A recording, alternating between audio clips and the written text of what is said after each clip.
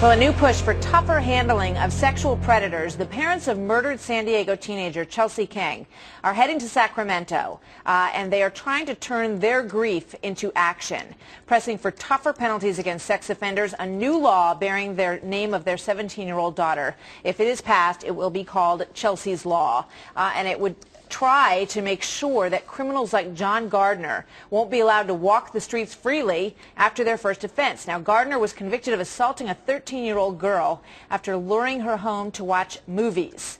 After a short time in jail, he was freed. He broke his parole, he broke rules with regard to his GPS ankle cuff, and was still out there walking around. He is now charged in the rape and murder of Chelsea, and now he is also being linked potentially to other violent crimes out there. Clearly, this is somebody who should have remained behind bars. Brent and Kelly King join me now.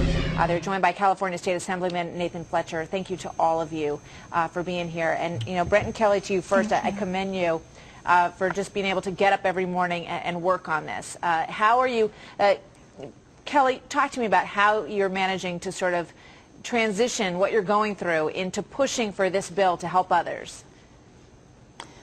You know, when I get up every morning, I have to remember that what we're doing is in large part for every other child and family out there. And we want to ensure that this doesn't happen again. I mean, if there's most days I don't want to get up, and then I hear Chelsea saying to me, you know, Mom, come on, we have a lot of things we need to accomplish, and this is one of them. And I will do everything in my power to honor my daughter, do what she would do if she were still here. She was a remarkable young lady, and we're all grateful that we've been able to learn about her and what she spent her time doing while she was here with us. Brent, talk to me a little bit about what you'd like to see accomplished in this law to prevent this kind of thing from happening again. Sure. We don't believe that violently sexual predators can be rehabilitated. We don't believe they should be able to live within our communities. We feel that one strike is enough. We don't need to have a second child traumatized and victimized. Yeah. So we would like them to be removed from our communities. Yeah, I think parents all across this nation share that sentiment and feel for you and your family. Mr. Fletcher, you know, there have been laws on the books that sort of alert people. Megan's Law alerts people to who's in their area. What will give this law more teeth to keep these people behind bars? Right. Well, I think as Brent said, it's the basic belief that someone who violently sexually assaults a child is not someone that can be rehabilitated.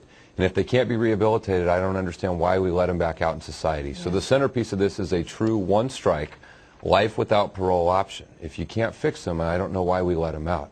We're also looking at better reforms to the parole system, at the creation of safe zones. Right. So any sex offender can't enter a park. We provide some measure of comfort and safety to parents.